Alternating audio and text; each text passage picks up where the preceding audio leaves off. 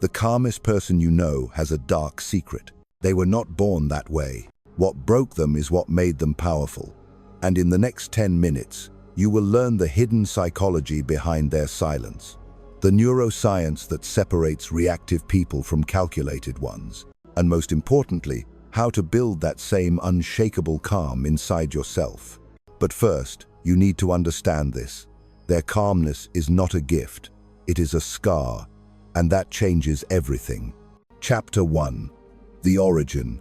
Calmness is a scar. They were not always like this. Before the stillness, there was chaos. Before the control, there was a mind that never stopped screaming. These people were once overthinkers, people-pleasers, perfectionists who believed they could micromanage reality if they just worried hard enough. They tried to control everyone around them.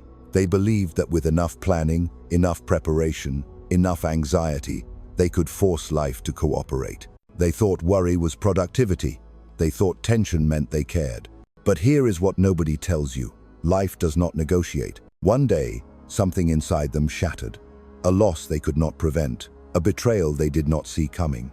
A moment where every carefully constructed plan collapsed like a house of cards in a storm. And in that collapse, standing in the rubble of everything they tried to control, they learned the hardest lesson a human being can learn. You cannot control the ocean. You can only learn to swim. That breaking point was not the end. It was the beginning of something most people never find. It was the birth of genuine power.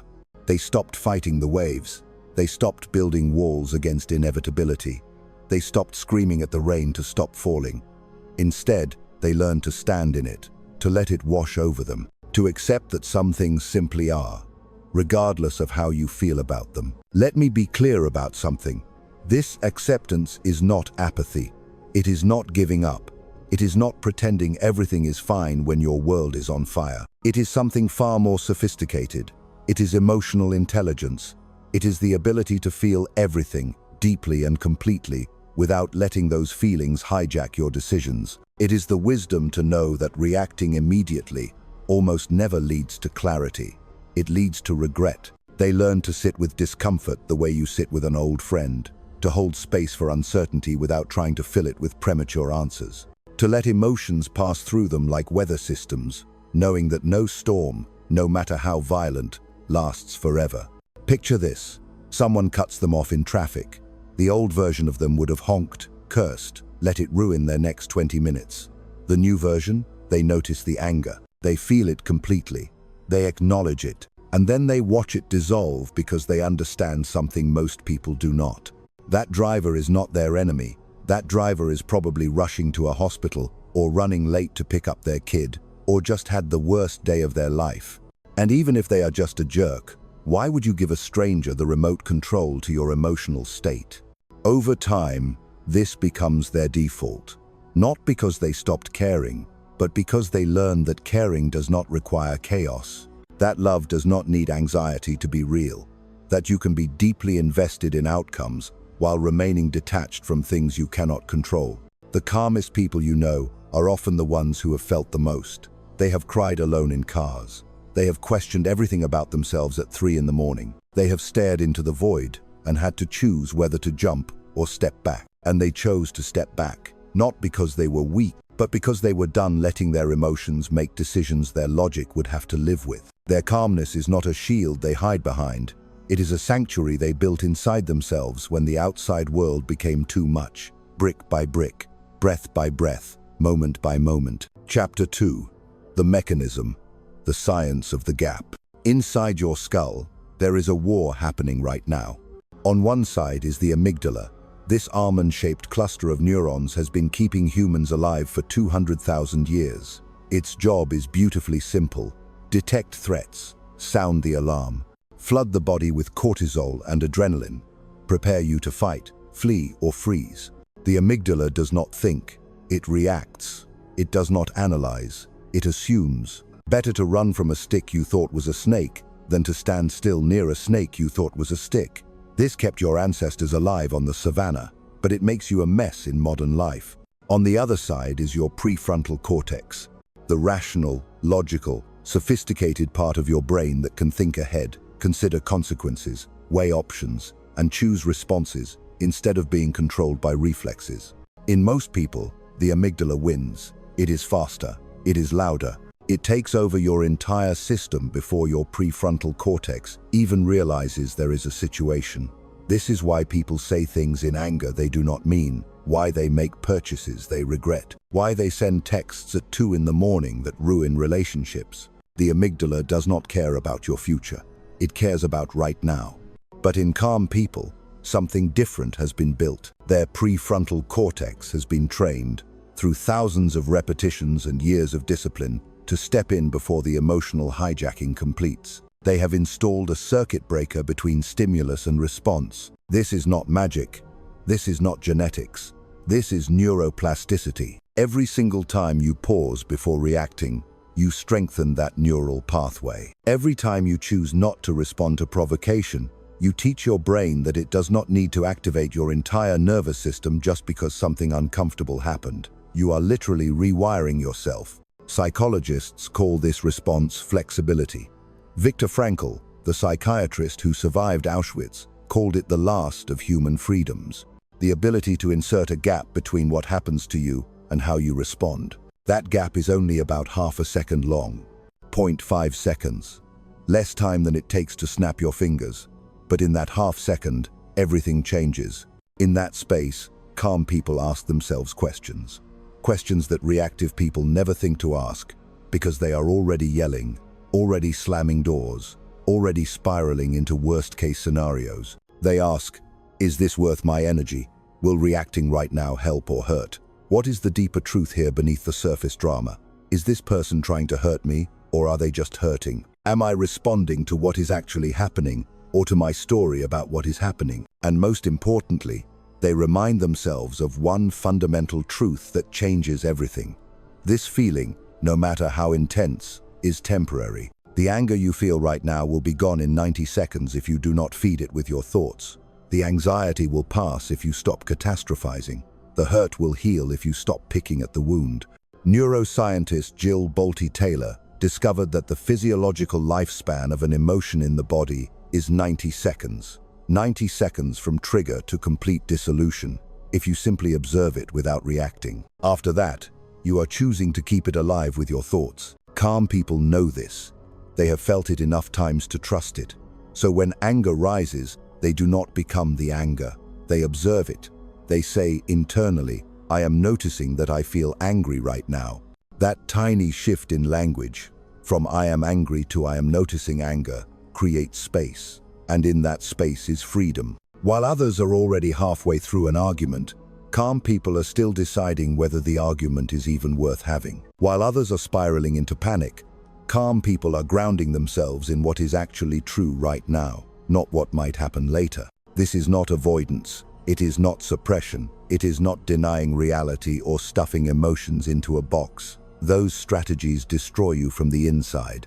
This is conscious regulation. It is the difference between being controlled by your nervous system and learning to work with it. Between being a passenger in your own life and becoming the driver. They still feel anger. They still feel fear.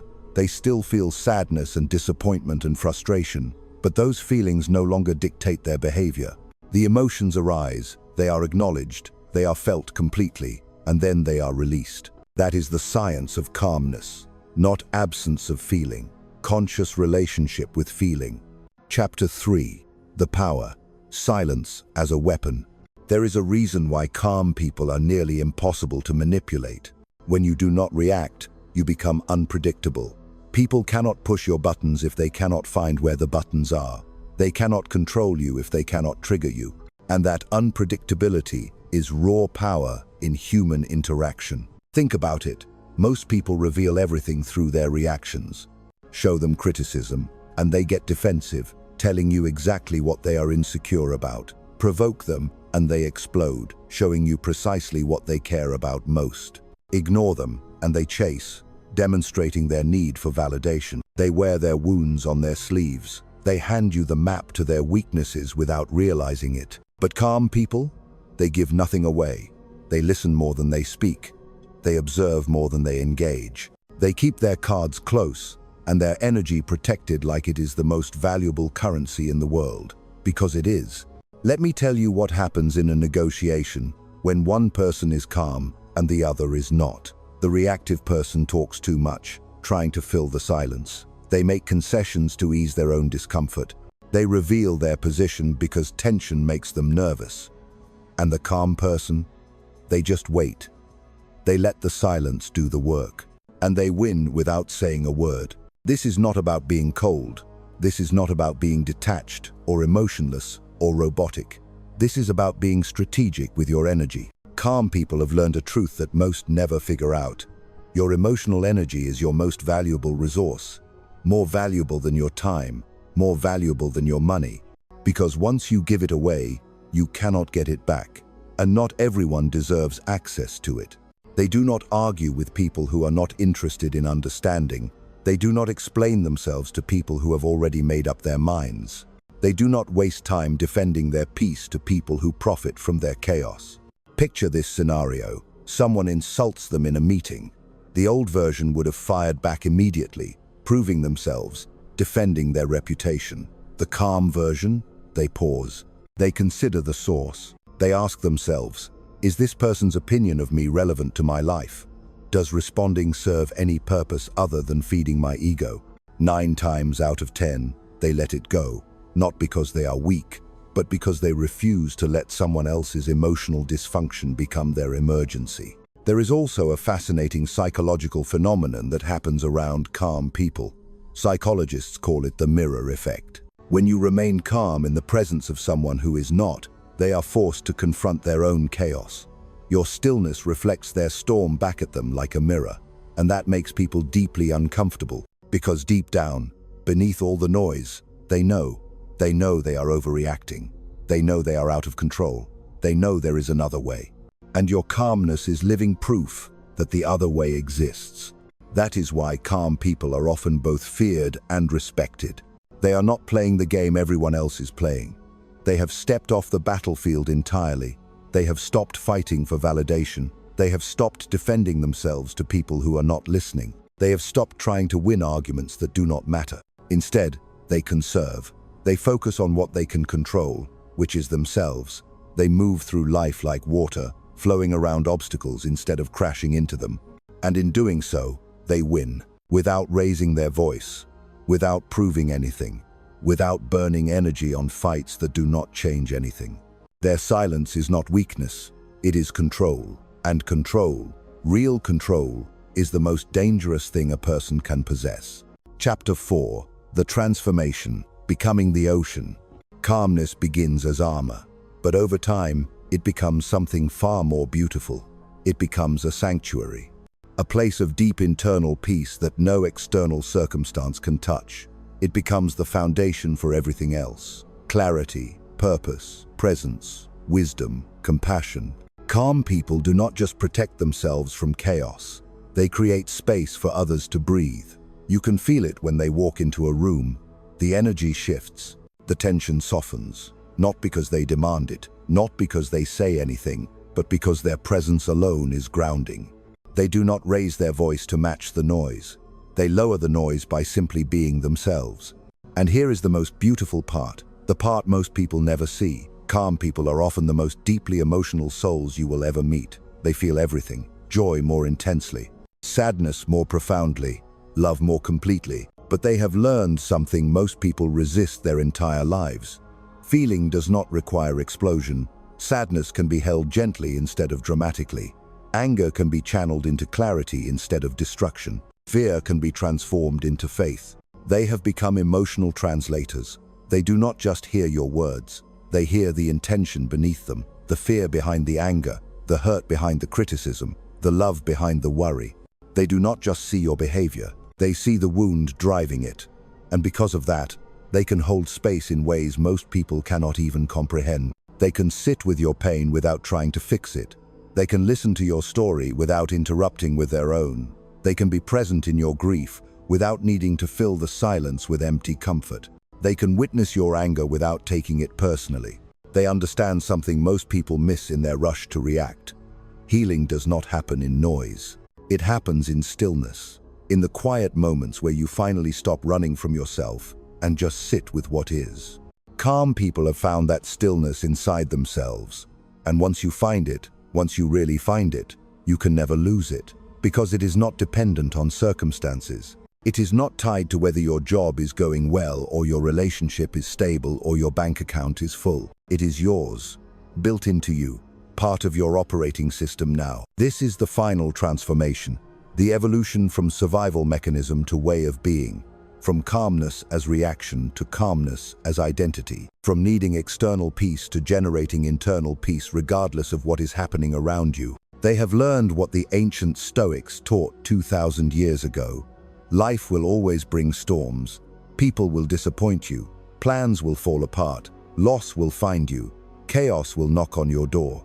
That is not a possibility. It is a guarantee. But none of that has to break you, because the storm is not inside you, it is around you, and there is a profound difference. Calm people have built an inner world that no outer chaos can penetrate. They have learned to become the ocean, deep, still, unshaken by the waves on the surface. Ships may sink in the storm above, but 1,000 feet down, where they live, there is only peace, only quiet, only the eternal steady presence of simply being. And that depth is what makes them powerful. Not in the loud, aggressive way the world celebrates, not in the way that demands attention or applause, but in the quiet, enduring way that changes everything around it without trying. Do not wish for an easy life. Wish for a strong inner world. Calmness is not the absence of feeling. It is the presence of control. It is not emptiness. It is fullness without noise. It is not giving up. It is choosing your battles with wisdom instead of ego. The calmest people are not the ones who have experienced the least. They are the ones who have survived the most and chosen peace anyway. They have walked through fire and decided that burning others would not heal their scars. They have learned that you do not need to attend every argument you are invited to, that not every storm requires your participation, that sometimes the most powerful thing you can do is absolutely nothing at all. And in a world that is constantly demanding your reaction, constantly trying to trigger you, constantly pulling at your attention and your energy and your peace, that is the ultimate rebellion. So if you want to become calm, start here. Tomorrow morning, before you react to your first challenge of the day, try this. Take 3 deep breaths, count to 5, feel your feet on the ground. Ask yourself one question: will reacting immediately serve me, or just serve my ego? Do not try to control the world around you. Start by mastering the world within you. Learn to sit with discomfort like it is an old friend visiting. Practice the pause until it becomes automatic. Protect your energy like it is the most valuable thing you own, because it is. And remember this above all else: calmness is not weakness. It has never been weakness. It is wisdom wearing comfortable clothes. It is the sound of someone who has finally stopped running from themselves. The presence of someone who has learned to stand still in the storm and say, "You cannot move me, not anymore." That is true strength.